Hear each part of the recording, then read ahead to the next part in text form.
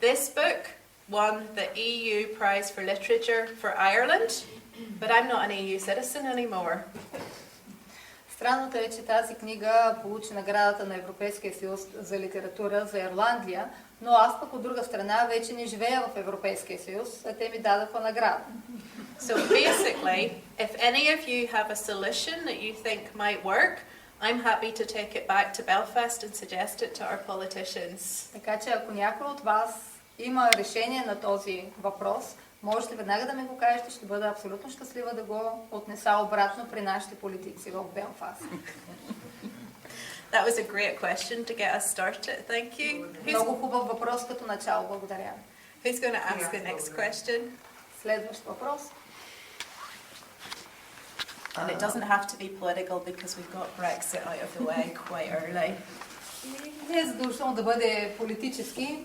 Достатъчно внимание им отделихме. Като стана дума за Брексит все пак, книгата е писана преди това, нали? През 2018. So the book, or at least you started writing the book, or it was completely written before Brexit. It was written in the space between the vote and the actual leaving the EU. На практика тя е писана в периода между гласуването на това решение и самото влизане в сила. Да, въпросът ми щеше да бъде дали песента на сирената би била още по-ядосана. Because my question was going to be whether the siren song might have been even more violent if it was written after the Brexit. Да, и може би такава тема има ли в следващите книги? And so are you considering just keeping the same topic in your next book, writing about the same conflicts in your next book? I've actually, this came out in 2019. I'm about to publish the fourth book after this in English. Всъщност аз в момента работя върху четвъртата книга след тази. Преводите малко се забавят, така че аз на практика вече съм го направила. And I'm working on a trilogy. Работя по една трилогия в момента. Different characters, different places, different stories, all in Northern Ireland. Различни герои, различни истории, всички са в Северна Ирландия. But looking at different facets of Protestant culture. Но те се занимават с отделни части на протестантската култура. So this book is about politics. Така че тази книга по-скоро е за политика. The next one, which is published at home and called The Raptures, is about religion. So следващата, която е част като един вид продължение на това е за The Raptures. The Raptures. I don't know how you translate that in Bulgarian. The Raptures. So it hasn't been translated in Bulgarian, so we don't have a formal version for that. It is very similar to what I was talking about my own childhood, about very strict Protestant religion, no fun. And a lot of our politicians were from that same kind of background. So I can try and explain the title. It's very hard, it's a word play. Yeah. Rapture, it's not that religious raptures which makes people feel happy listening it's to about that. The end of the world when people are lifted from their sin into heaven. Там всъщност заглавието е малка игра на думи, но на практика има по-скоро отражението на тези религиозни вярвания, че човек има по-голям шанс да получи религиозно издигане, това, което всъщност религията твърди, когато се въздържа от всякакъв род удоволствия. И всъщност тази втора книга е свързана с детството ми и с всички тези ограничения, на които се подлагат привържениците на тази религия. And the third book is about culture, so art and thinking and all of that. А третата е за изкуство. Картини, всякакъв вид изкуство. And it's been strange for me. These books are very popular in the Catholic community in Ireland. Странно е, че тези книги станаха много популярни в католическата общност в Ирландия. because they want to learn about a culture and a community that they're not familiar with. Защото те също искат да научат повече за културата и за тази общност, с която те са в конфликт, но не са на практика запознати. They're not very popular with Protestants. И никак не са популярни сред протестантите. Because there's part of it that does celebrate and look at the good parts of this community, but there's a lot that asks difficult questions about my own community. Защото тя съдържа много от хубавите неща на това общество, на тази общност, но има и много трудни въпроси, които ние трябва да се задаваме директно. And that doesn't make you very popular sometimes in your own community. Това не ви прави особено популярен в собствената ви общност, когато задавате тези въпроси. I was explaining last night, if I had written this 30 years ago, this would have got me onto a list with the paramilitaries. Снощи обясних, че ако бях написала тази книга преди 30 години, със сигурност щях да бъда в сериозна опасност и в списъка на паравоенните сили. Because they do not like you making fun of them.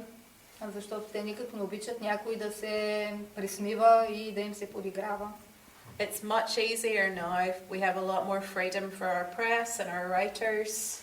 Сега, разбира се, е по-лесно. Имаме доста по-голяма свобода в пресата и в литературата, както виждаме. But I still got 2 threats from paramilitary groups when I published this, so 2 direct threats on me. Но въпреки това аз получих 2 директни заплахи за тази книга специално от паравоенните. So I feel very passionate about making sure that people all over Ireland know what it's like in this community and what it was like to grow up in it. But it's not always the easiest thing to talk about. Much easier to talk about it in Bulgaria than it is in my own hometown at home.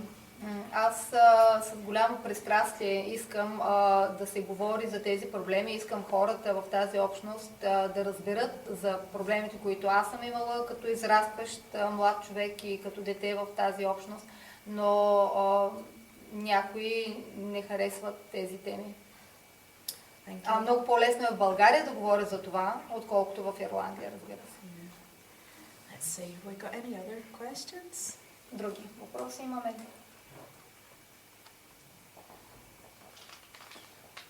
Какви са били хората, с които сте обичали да общувате като млад четящ човек? Дали са били... What were the kind of people you liked communicating with while you were growing up or while you were reading? Дали са били хора от острова, като Джеймс Джойс, като...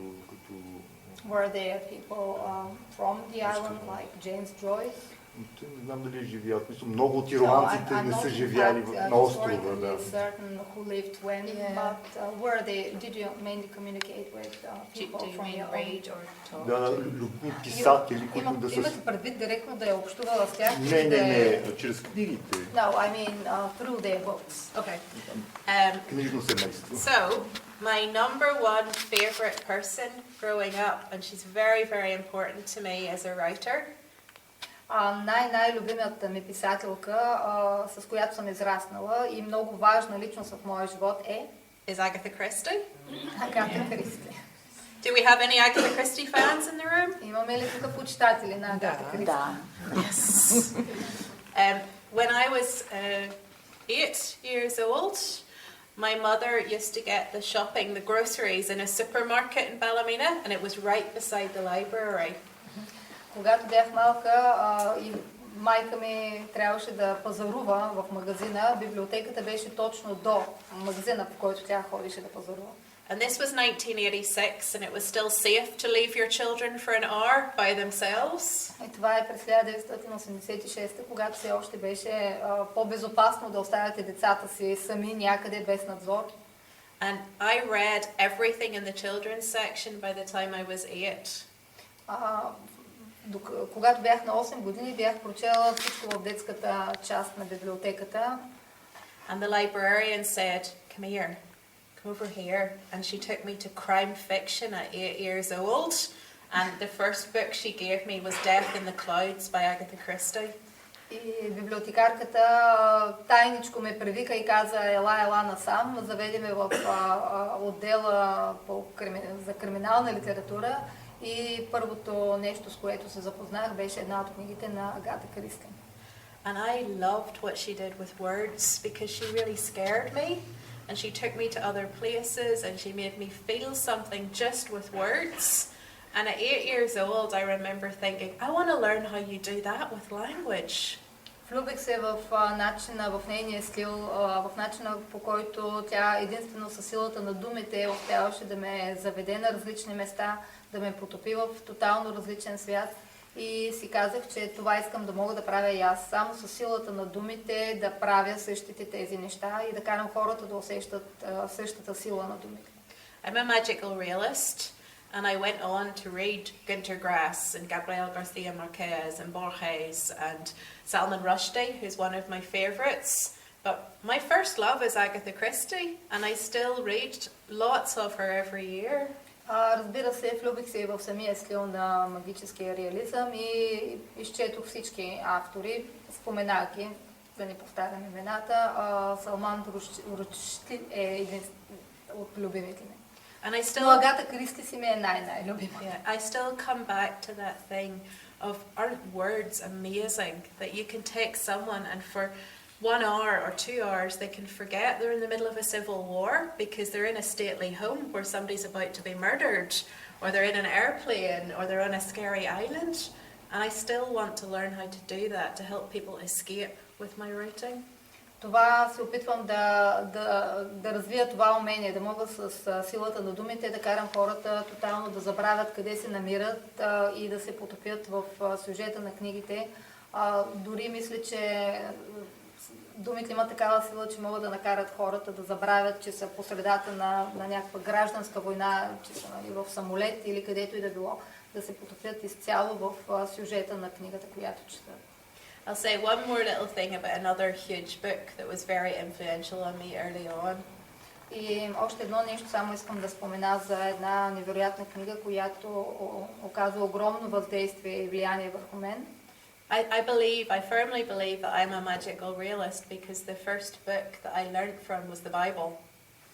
И мисля, че съм представител на магическия реализъм, защото първата книга, от която съм се учила, е на практика Библията. And I mean this with no disrespect, but the Bible is a magical realist book. Не искам да звучи да останете с впечатление, че нямам огромен респект към тази книга, но аз съм абсолютно убедена и твърдя, че тази книга е магически реализъм. It's set in the real world, and then strange, miraculous things start happening. Тя развива се и се говори за реалния свят, но странни, неразбираеми, мистични неща се случват непрекъснато. And I believe that most writers have what I call a primary storytelling language. Мисля, че повечето писатели имат език на разказване, който е свързан с тази начална детска възраст, начина по който се разказват детските приказки. You grew up with the Greek legends, you grew up with Roman myths, you grew up with Bulgarian legends. I grew up with the Bible. I know it inside out. It's my first text. Знаете, че децата обикновено израстват с фантастични приказки, с легенди, с гръцките, римските легенди, но аз израснах с Библията. Знам я абсолютно страница по страница. Това беше 100% първата книга, с която се сблъсках и с която четох много дълго време. So I often in my work, I keep cycling around those big biblical themes of legacy and grace and faith and big Bible themes. They come up, they're in this book, they're in almost everything I've ever written. И за това в моите произведения по същия начин много често се връщам към тези големи библейски теми. За наследството, което оставаме, за начина по който ние имаме ефект върху хората, които идват след нас, за всички тези теми, които и вие много добре познавате от библейските сюжети. So, this book is about legacy. It's about what one generation passes on to the next. Two fathers and they're worrying that they have influenced their children in a negative way. Това е книга за наследството, което оставаме на идните поколения. За двама бащи, които са изключително притеснени от това, че са предали в наследство своите недобри черти, своите пагубни дори характеристики като личности и хора. And that's a Bible theme, but it's also a theme in Northern Ireland we think about a lot. What sort of country are we passing on to our children, and how have we shaped them? It's a big, big question at home. Това от една страна е библейски сюжет за нещата, които предаваме буквално на собствените си наследници, но от друга страна това е и проблема по какъв начин ние предаваме страната в ръцете на бъдещите поколения. Какъв тип страна и какъв тип и като политика, и като култура, като въобще цялостно организиране на страната оставаме в наследство на нашите идни поколения. So my family, because we were very religious, we were raised to believe that politics was dirty and you didn't get involved with it. So no one in my family votes. В моето семейство, например, сме израснали с разбирането, че политиката е мръсна работа, че религията прави хората чисти. И поради тази причина от моето семейство абсолютно никой по никакъв начин не се ангажира с политика. Дори никой не гласува. My father died about 2 years ago, and one of the last conversations we had together before he died. Баща ми почина преди 2 години, един от последните разговори, които имахме преди да почине. He realized that he was wrong not to vote, and he apologized to myself and my brother for not voting in the Brexit referendum. В този разговор той си призна, че на практика не е бил прав да страни от политиката и да не гласува. Той ни се извини на брат ми и на мен за това, че не е гласувал и че на последния избор дали Великобритания да остане в Европейския съюз също не е гласувал. And he said, I feel that I have ruined the future for my grandchildren. Призна си, че е разрушил бъдещето на внуците си. So even he was thinking about what are we passing on to the next generation? What is the legacy of the decisions that we make? Дори той се беше сериозно замислил за това наследство, което ние оставаме на поколенията, било то на личните си наследници или на обществото като цяло. And I'm 43 now, I'm an adult, and I'm really thinking at the minute about how am I changing Northern Ireland? How am I trying to fix the problems? What am I passing on to the next generation? В момента съм на 43 години и много сериозно мисля по този въпрос. Какво всъщност ние ще оставим като поколение в наследство на младите хора на Ирландия? Каква ще е страната, която те ще наследят? Any other questions? Други въпроси? Everyone's so depressed. Малко депресирани ми изглеждате. Чували ли сте за някои български писатели или поети? So have you heard of any Bulgarian writers? Do you know anything about Bulgarian literature? Стара Загора е града на поетите, заради това. Because Stara Загора is famous for being the city of poets, and Geo Milев, one of the most famous Bulgarian writer, poets, is from Stara Загora. I haven't read any yet, but I have a Bulgarian friend who lives in Belfast, and he gave me a big long list of Bulgarian writers to read when I get back. За съжаление, до момента не съм чела нищо, но имам приятел в Белфаст, българин, който ми е направил един много дълъг списък от неща, с които трябва да се запознае. So that will keep me busy over the summer reading Bulgarians. Do you recommend the poets more than the prose writers? Така че това ще бъде нещо, което ще занимава лятото ми. Искате ли, искате да кажете, че е по-добре с поетите първо да се запозная? Искате ли да препоръчате нещо конкретно? Не. A little both. We have an awful lot of poets in Northern Ireland.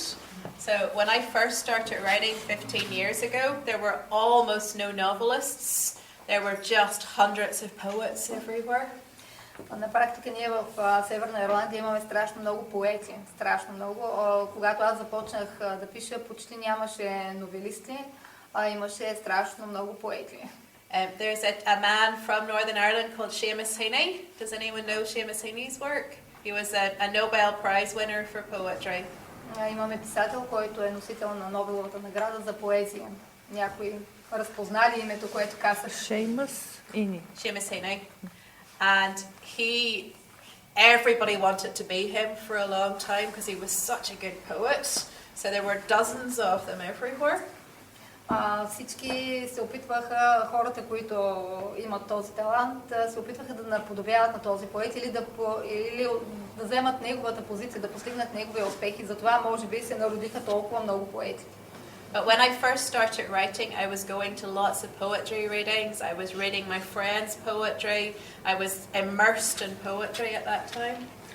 Когато аз започнах да се занимавам с писане, бях изцяло потопена в поезия, посещавах много поетически четения. Аз самата четях поезията на мои приятели. Четях много поезия. And I'm very grateful for that because the poets taught me two things. First of all, that a sentence should mean, but it also needs to sing. It needs to sound good as well. Много съм благодарна на тази си работа и този период, с който се занимавах с поезия, защото в поезите научих две много важни неща.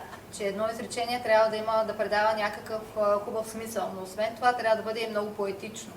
Трябва да може да се изпее буквално. They also taught me the importance of metaphor and allowing a reader to decide what something means. А другото нещо, което научих от поетите е употребата на метафора и това да бъде оставен читателя сам да стигне до извода какво е значението на нещо, на някаква метафора. A lot of novelists, they give you all the answers, all the information. You don't really have to think when you read. Повечето новелисти имат този стил на писане, който ви дава всички отговори, обяснява всичко. Докато аз искам да има нещо, което читателя сам да разпознае и да разбере за себе си. And I want to write books where you lot have to do lots of hard work and you have to think about what it means. Искам, докато читателите четат моите произведения, да има много работа за тях. Те да се опитват да намерят смисъла в това, което четат. So the very last part of this book has an ending that is deliberately obtuse, deliberately obscure. You don't actually know what happens at the end. Поради тази причина именно края на книгата е доста неясен. Може би не се разбира съвсем какво се случва, но това е направено съвсем умишлено. And I meet readers who come up and tell me, oh, this definitely happens or this definitely happens. Which one is it? И много се забавлявам, когато читатели идват и ми казват, според мен точно това се случва накрая, други са на друго мнение. And I sort of go, I don't know, what do you want to happen? И съответно моят отговор е, аз нямам претенции, вие кажете какво искате да бъде накрая, вашият край какъв искате да бъде. I wrote it like that, so you get to decide yourself. Нарочно съм го направила така, за да можете вие да решите какъв е реалният финал.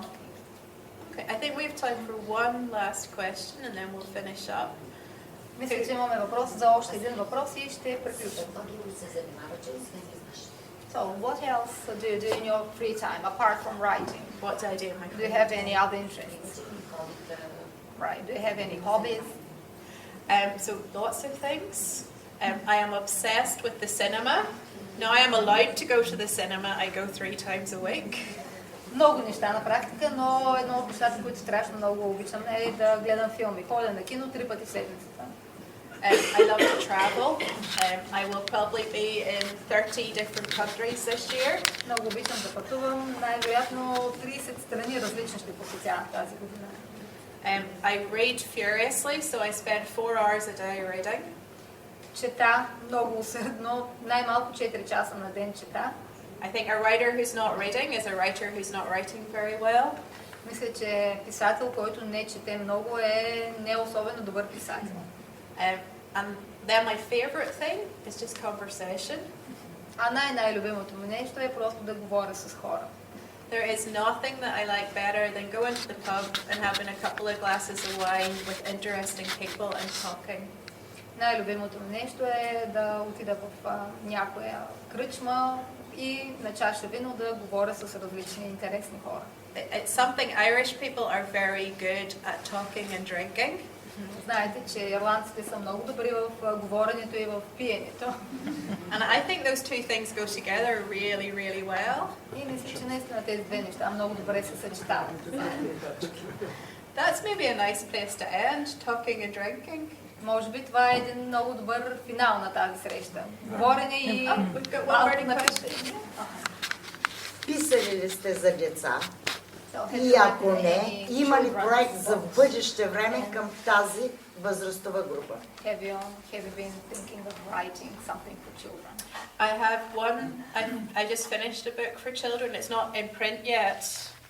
It's how do I say this? Do you want to translate that first?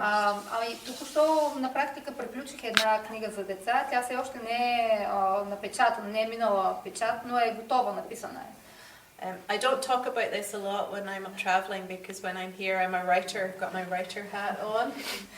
Не говоря много за това, защото когато съм тук в ролята си, нали, на писател, това не е част от тази, нали, моя идентичност писателска. But my other job is I work with people who are living with dementia and I do art projects with people who are living with dementia. Но другото нещо, с което много активно и усърдно се занимаваме, да работя с хора с деменция.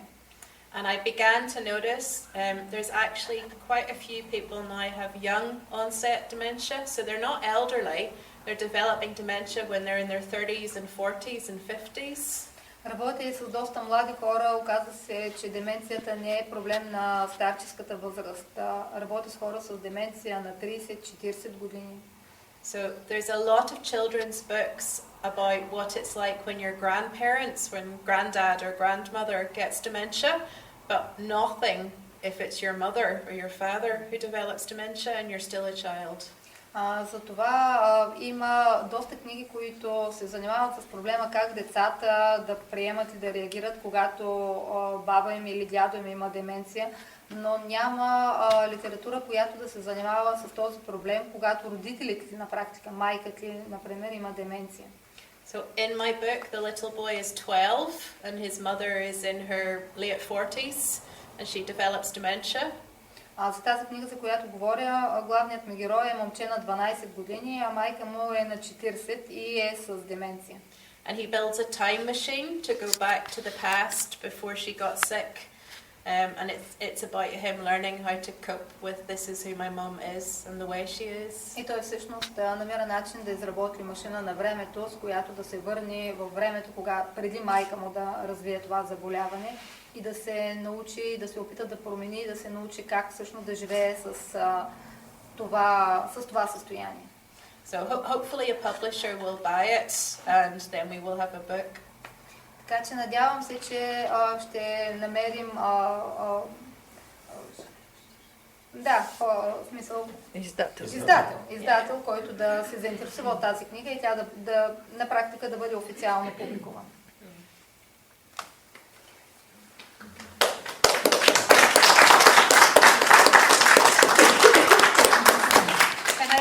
Say a big thank you to Katja for the translation because it is not easy to cope with this accent, so can we give her a big round of applause?